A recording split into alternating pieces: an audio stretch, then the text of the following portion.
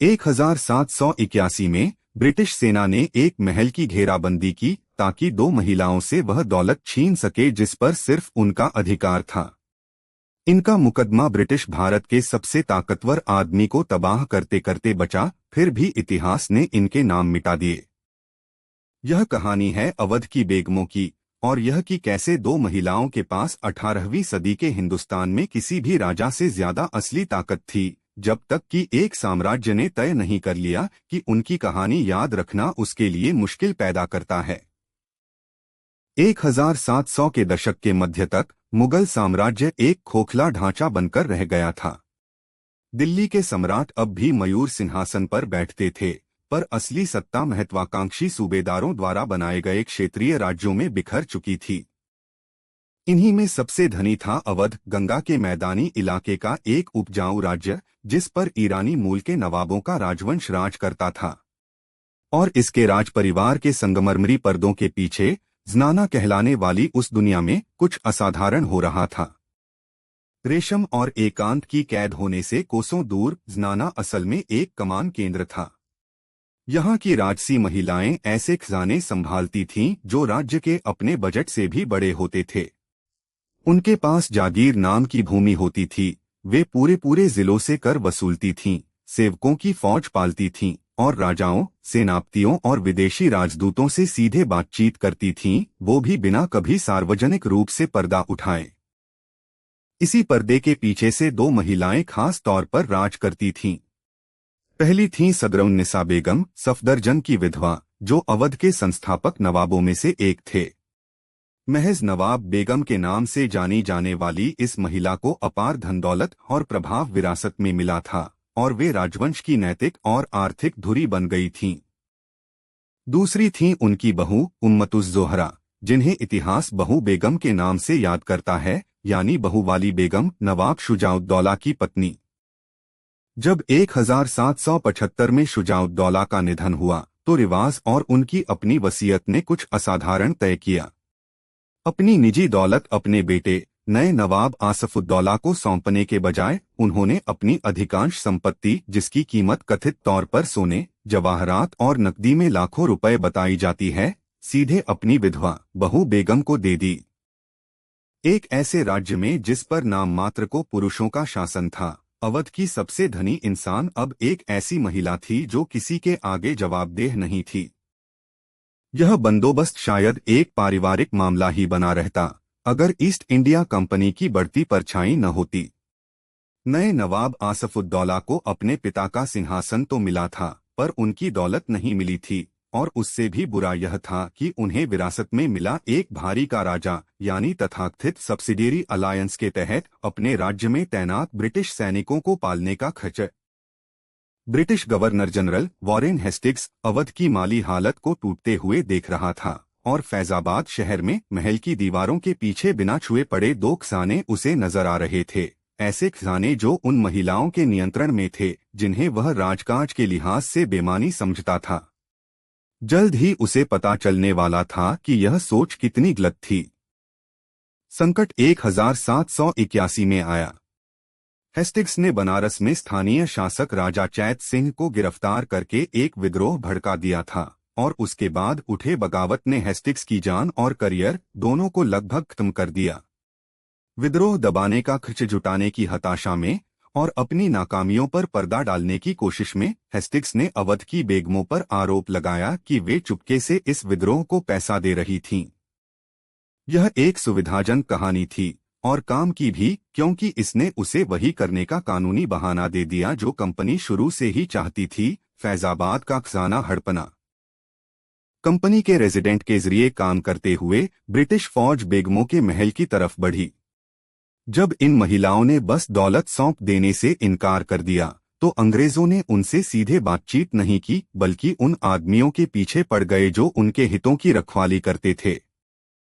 बेगमों के दो प्रमुख ख्वाजासरा यानी वरिष्ठ अधिकारी जवाहिर अली खान और बहार अली खान, जो खजाने का प्रबंधन और महल के पहरेदारों की कमान संभालते थे, गिरफ्तार कर लिए गए, बेड़ियों में जकड़ दिए गए और छिपे हुए सोने जवाहरात का पता बताने के लिए भूखा रखा गया।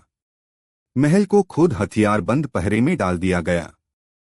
इस दबाव के आगे आखिरकार बेगमों को 10 लाख पाउंड स्टर्लिंग से भी ज्यादा कीमत का खजाना सौंपना पड़ा। उस दौर के हिसाब से लगभग अकल्पनीय रकम, जो कंपनी के खजाने में जाकर उन्हीं कर्जों को चुकाने में गायब हो गई जो खुद अंग्रेजों ने खड़े किए थे। यही किस्सा खत्म हो जाना चाहिए था। औपनिवेशिक लूट की एक और चुपचाप घटना हजारों और घटनाओं में गुम। लेकिन इसके बजाय यह ब्रिटिश राजनीतिक इतिहास के सबसे बड़े घोटालों में से एक बन गई।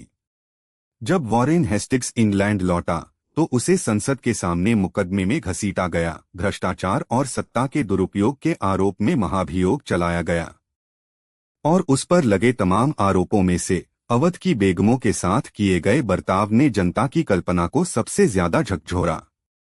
शानदार वक्ता रिचर्ड ब्रिंसली शेरिडन ने हाउस ऑफ कॉमन्स में इस मामले पर लगभग 5 घंटे लंबा भाषण दिया, जो कथित तौर पर इतना असरदार था कि संसद सदस्य फूट फूट कर रो पड़े और कहा जाता है कि कम से कम एक सुनने वाला भावुकता की तीव्रता से बेहोश हो गया।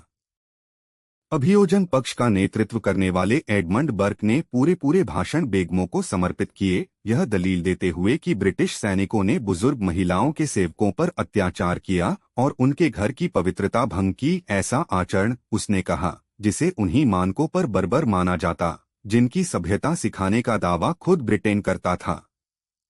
उस पल भर के लिए अवध की बेगमें ब्रिटिश राजनीतिक जीवन के बिल्कुल केंद्र में आ खड़ी हुई।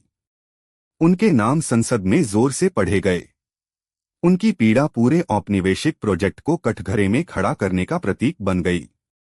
और फिर भी जब 7 साल बाद यह महाभियोग हेस्टिंग्स की बरी होने के साथ खत्म हुआ और जब साम्राज्य की इतिहास की किताबें आखिरकार लिखी गईं, तो यही महिलाएं रिकॉर्ड से लगभग पूरी तरह गायब हो गईं।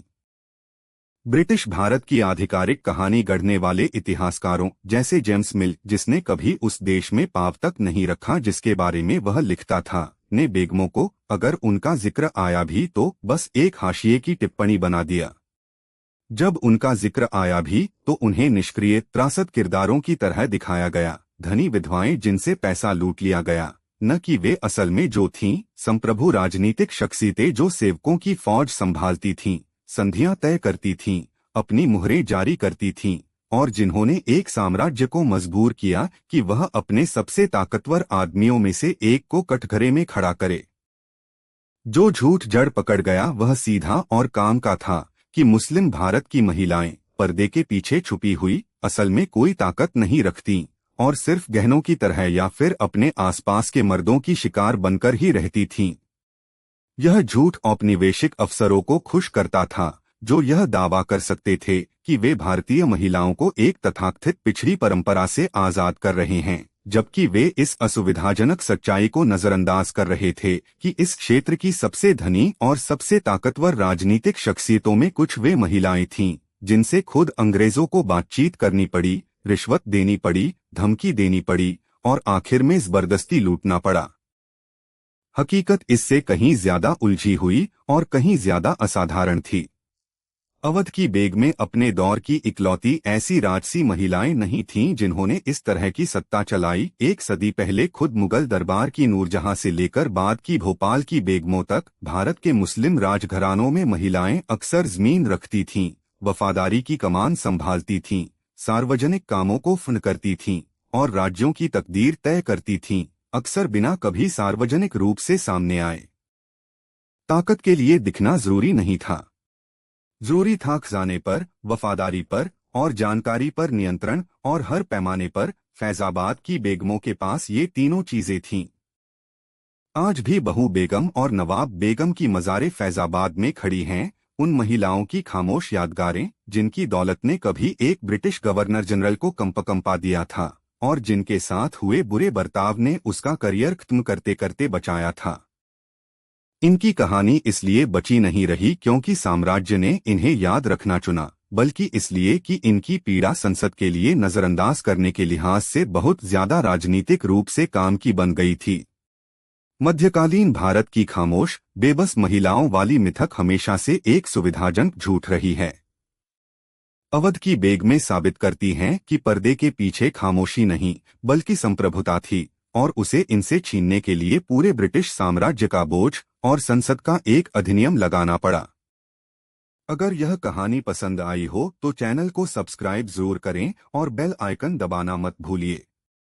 मिलते हैं अगली कहानी में।